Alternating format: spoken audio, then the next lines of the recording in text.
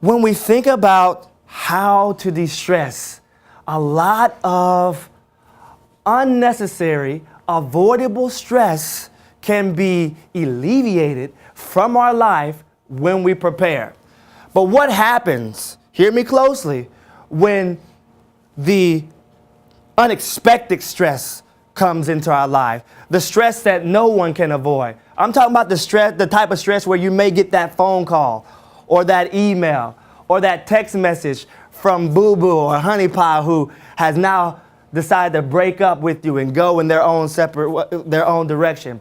What if you get that type of message? Well, how do you handle that type of stress? The type of stress, unfortunately, that college students even go through these days.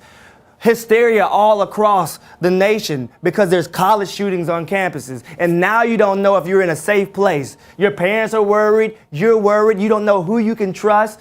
What happens when those type of storms take place in your life? I want to let you know, I'm going to give you a powerful, strong example of how to overcome that type of stress. That type of stress can be overcome by you first and foremost remembering, hear me clearly, remembering your past victories.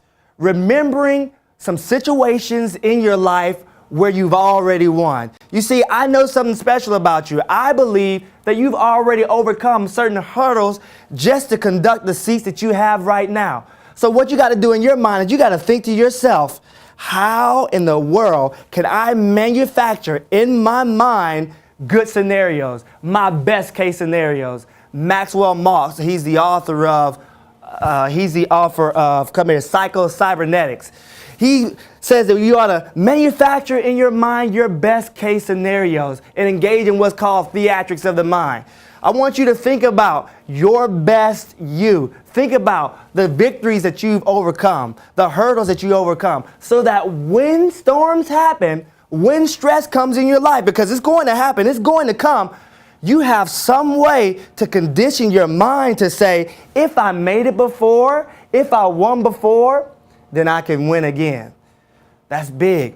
I like to also call it making memory monuments. What is something that I can go back into my history and say, I was a winner then, and no matter how tough it gets, no matter how stressed out I am, I can win right now. That's huge. That's big for you. I want you to know this, that in order to be able to make it through stressful situations, I'm going to give you something real practical, something that's almost pretty much tangible that you can do right now if you're feeling stressed about what you're going through. I need you to take a deep breath. I want you to picture this for a second. What if someone held you down in water? What's the one thing that you would want to do? Somebody yell it out. You want to breathe, right? You want to find a way to get some air into your body. You want to breathe. And so whenever you're going through a stressful situation, I don't care what it is, what's going to bring your blood level down, your blood pressure level down, what's going to have you relax, what's going to have you refocus and center you again, is as simple as this. Taking a deep breath. Chill out, honey. Chill out. Chill out.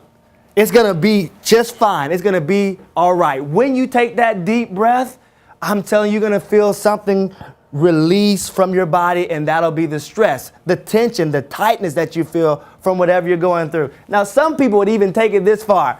Lie down on your back, space out your feet, put your hand on your chest and on your belly, take a deep breath. Now, I don't want you, if you're feeling stressed out, to go through the hallway and go, all of a sudden you're feeling stressed and you're like, hey, I learned from this guy that I'm feeling stressed right now. I ought to lay down in the middle of the floor and take deep breaths. I don't need you to do that. You don't have to go that far. But maybe in private, if that's what you really need to do to get rid of those toxins, those stressful toxins that's percolating through your body, then I would encourage you to go to that level. Taking a deep breath matters. It really helps. We're talking about now detoxing. How in the world do I detox? Because I got the first D down. Okay, this guy, he told me, in order to get a D in wellness and get to make an A in life, I got to be able to de-stress. Now we got to approach how to detox, because this is a fancy word. This is especially a popular word in my realm with what I do regarding health and fitness. The reason why it's popular is because food marketers have leveraged this word detox so that they can make big bucks for whatever it is that they're trying to promote and sell. Whether it's a diet, whether it's a type of food, whether it's a type of strategy. So this word detox is really big in health and fitness.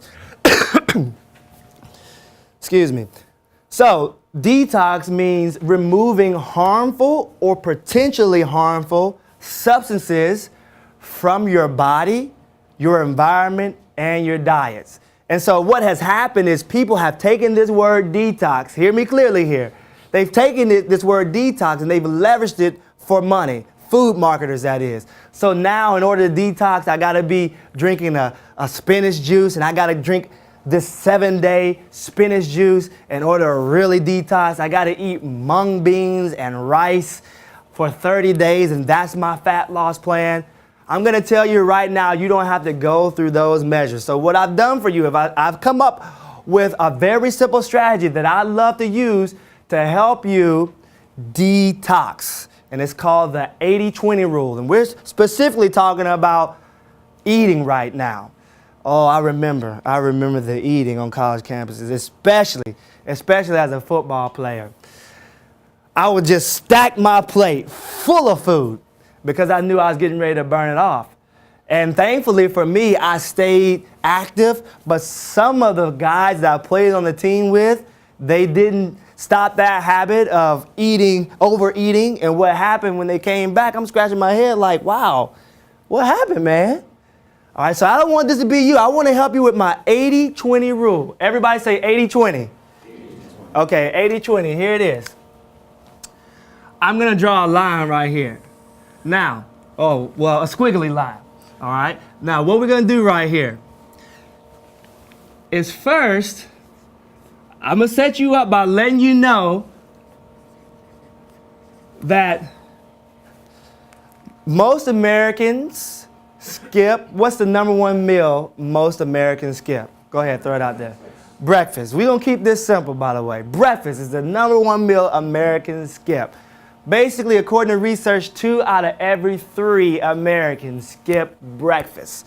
So that's about 66% of you. Who had breakfast in here this morning? Raise your hand. Oh, wow. See what I mean? So we're probably greater than 66% of the people in this room have skipped breakfast. All right, so we want to detox. We want to try to make sure that we're doing something in our life to avoid harmful substances entering into our body, our diets. So number one, we're going to have breakfast.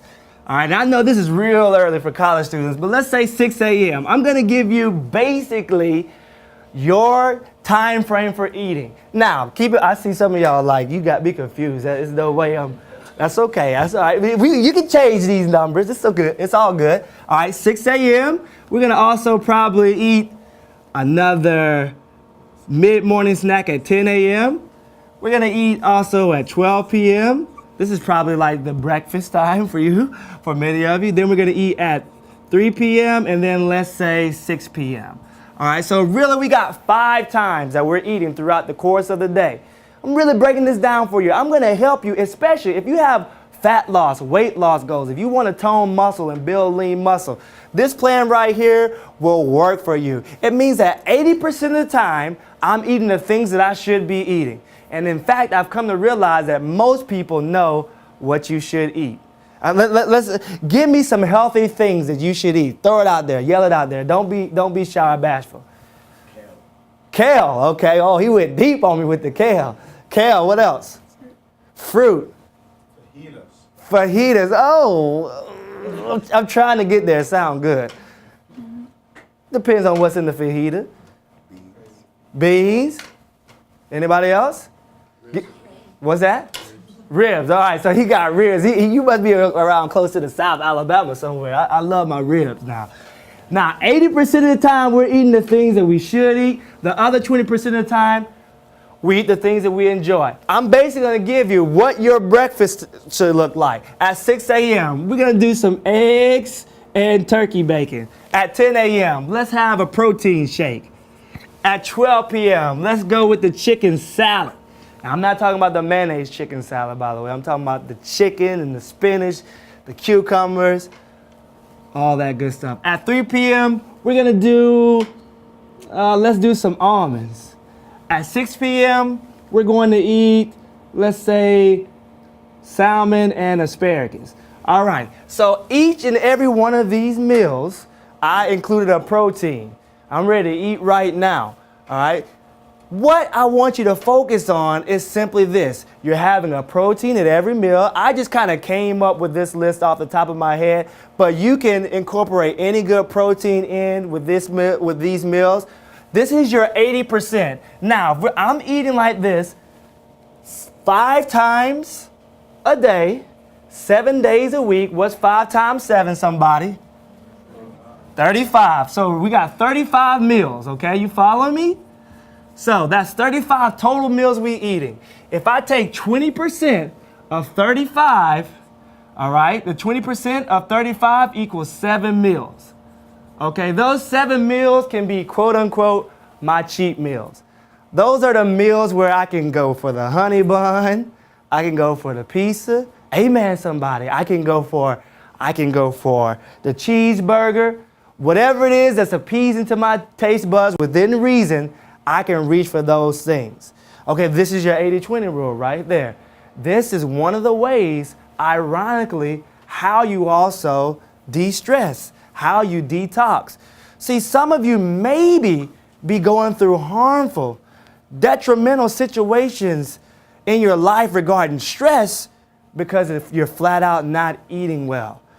I wonder how life would look for you if you started to eat better, how you would feel, how much more productive you would be.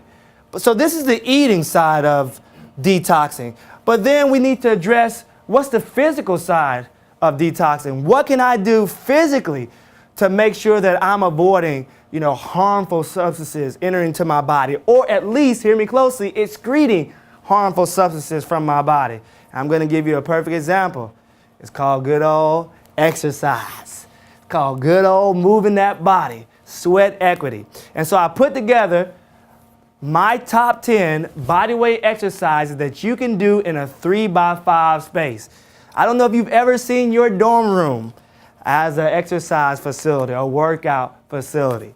But with these moves that I'm getting ready to show you, and you can pull down the screen, you can even pull out a piece of paper, pad, you can write these exercise moves down. I'm giving you right now the top 10 bodyweight exercises that you can do to make sure that you are sweating, to make sure that you are getting healthy and fit. And you can do this in a 3x5 space, because let me tell you something, I'm really good at working out people with little next to nothing. Right now, if we were to move these desks to the side, I promise you within about 5 minutes, I have every single one of you. I don't care how good a shape you in. Let's get it. I'll have you sweating. I'll have your muscles burning. Y'all want to do it? No. Oh, okay. All right. I was getting ready. I thought I intrigued you enough to get you to do that. But check out these moves. I'm gonna actually also coach you through these moves. Simple moves with powerful moves. Go ahead and press play. All right, so the first move we have are high knee runs. All you're doing is chopping your arms, getting your knees up past hip level. The second move, body weight squat and twist. All right, you're getting that squat in and you're twisting side to side. The next move we have our Russian twist. You're gonna be seated on the ground. You're leaning back, all right? And you're twisting side to side because we're working the core. We're working that midsection right there. The next move, seal jacks. A little different than jumping jacks. Your hands are gonna be out to the side. You're gonna bring your hands in and your feet together. The next move that we have, bicycle crunches. You're gonna lie down on your back in supine position. Wide with your elbows, your legs going out and in. It's gonna make your core burn, make that belly burn. The next move we have are what we call lateral lunges, because we also wanna move side to side, not just forward and backwards. We don't always go up and down. We also move side to side, and we work different planes of motion. So that's basically squatting while moving to the side. This is the most hated exercise move in all the world. It's called burpees.